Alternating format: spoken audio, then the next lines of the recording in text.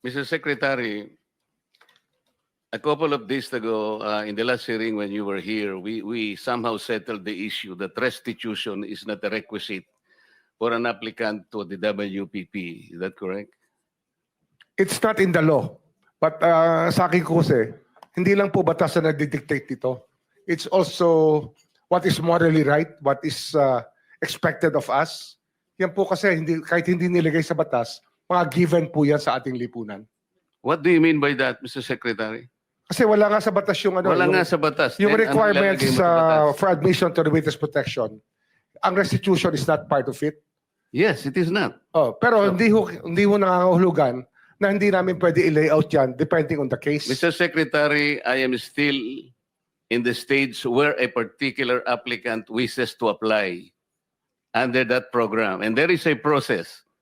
In the process, restitution is not one of the requisites. That correct?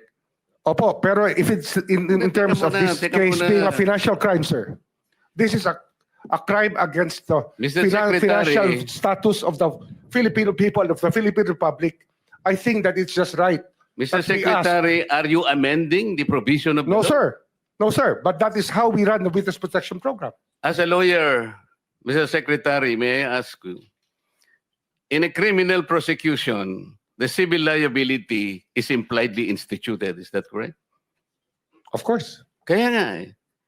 Hindi naman nangangahulugan kung sakasakali na natapos na yung criminal prosecution. Kapag ka nakita na mayroong criminal liability yung tao, because it is impliedly implied, doon lang magkakaroon ng restitution. It will come after. Paano mo sasabihin na magre-restitute ang isang tao? Meron na bang findings kung magkano i-restitute on how it can be restituted? Nag-a-apply pa lang eh. Huwag po ninyong babaguhin ang requisite ng batas, Mr. Secretary. I thought nung dumating ka dito, nagkaintindihan na tayo eh. Kaya nabablar ang proceedings natin eh. Kaya nga kinote ni, siguro, ang chairman kanina gusto kong ituloy ito, sinabi niya, nagpa-interview siya, na goodwill and sincerity should be done para i-test. Pwede ba yung ganito? I respect your opinion, sir. But It that's is not how, my opinion, it is in the law, Mr. Secretary. Yes, sir. Yes, sir. But I am operating. The arbiter Sir, is can I the speak, law. sir? May I speak, sir? Yes, you I'm are operating from the Senator Marcoleta, from the kindly allow vantage point of the reason behind the law, sir. What is the reason behind the law? So that we can get justice, and justice can only be attained if there is restitution. So that is the principle behind all of these things that we are talking about now. Mr. Secretary, restitution will come after. It cannot be. Sir, it can cannot come before or after, sir. It can come before or You after. cite the law that it come before. Wala nga po sa batas eh. Sir, Huwag po ninyong babaguhin ang batas, Mr. Secretary. we are operating on a unique set of facts, and we are all of these matters are being evaluated because the gravity of this financial crime cannot be underestimated, and that the more assets that we're able to preserve at the outset, the better for our country, sir. Mr. Secretary, I'm very sorry for such a reasoning like that. Alam mo, nakikinig I'm very ang sorry, buong sir. bansa. Also, sir, I'm very sorry too if you do not agree with me.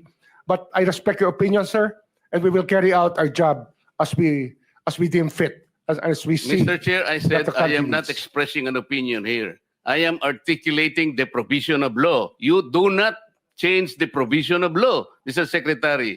You may be disbarred from doing this. Then it's your opinion, sir. It's your option, sir. Sinabi ko na nga, hindi ko opinion dito. I am Then it's your option, articulating the sir. It provision is of law. what you wish to happen. That you may proceed Ikaw ang with what you nagbibigay wish. ng opinion, nilalagay mo yung restitution to test the goodwill of a possible applicant. It is not in the law. Unless you are able to point out the provision of law that it come before. Hindi ganun eh. Sabi mo na nga, and we admitted, impliedly instituted ang civil liability, but this will come eventually after the court has pronounced kung magkano ang ibabalik niya kung meron man. Not before. Thank you, Mr. Chair.